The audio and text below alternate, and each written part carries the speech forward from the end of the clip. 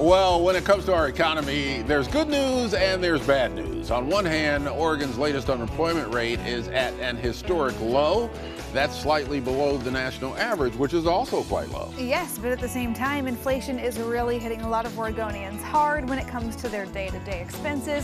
So joining us this morning to sort out the latest economic trends for us is Crystal Davis Higgins from Ferguson Wellman Capital Management. Good morning, Crystal.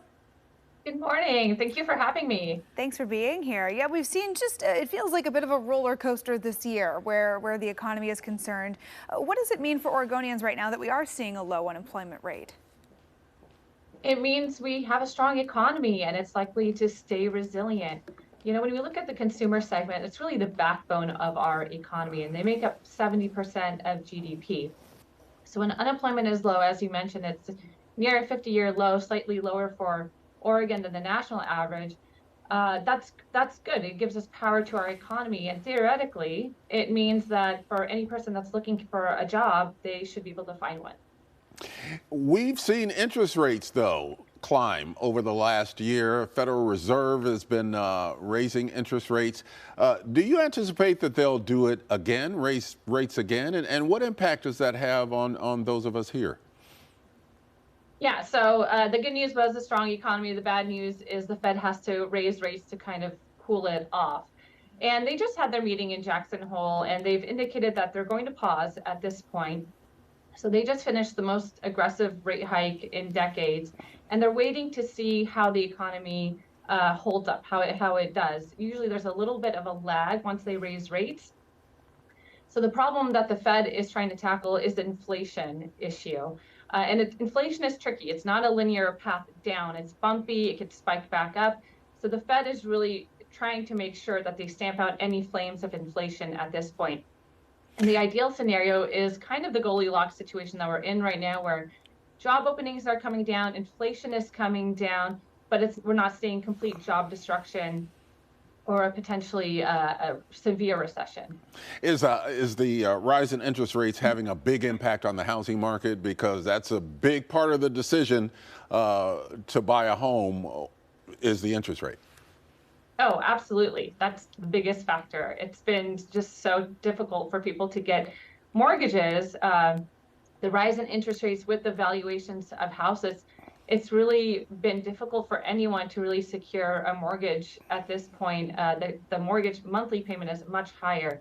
So yeah, it's been a headwind. You mentioned that we've been able to kind of stave off a more severe recession, but there's been a lot of talk, fears about a possible recession this year. And with inflation being high, folks are understandably worried. What advice are you giving clients right now about if or when we see a recession, how they can be prepared? Yeah, so what we're telling our clients is that, well, first of all, a recession is inevitable. A recession will happen.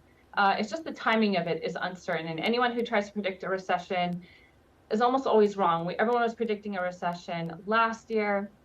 Everyone was predicting a recession this year. It didn't happen. And now we're still predicting this recession that is inevitable. But if it does happen, because of the labor market that we just talked about, the severity of it should be short and shallow. That's not to say that consumers are not feeling the pain, especially with inflation. I know that I've had some sticker shock just going to the grocery store and buying a few items for a lot more than what I'm used to. But what we're telling our clients is to stay focused on the long term, be patient. The Fed is working to bring down inflation and some of that pain that consumers are feeling. Now, you say that a recession is inevitable. You know, some other experts are saying we may avoid it. Why do you think it's inevitable? Well, it's going to happen, but when it happens is the question. Okay. Anything else our viewers should know right now to really just be prepared for any economic storm coming their way? Yeah, I mean, there'll always be volatility in the markets. There will always be a lot of headlines, a lot of negative news. And it's important just to step back for a second and look at whether it's your investment portfolio or your finances or your spending, and just focus on the long term. Typically, when we have a downturn or volatility, the growth after that volatility, it far outweighs the pain that was endured during the downturn. So just stay focused on the long term and stay invested and try to stay patient to grow your wealth over time. All right, good information here. Crystal Davis Higgins with Ferguson Wellman. We appreciate you joining us this morning. Thank you for having me.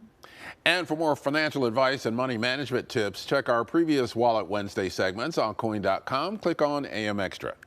Time now is 7:40.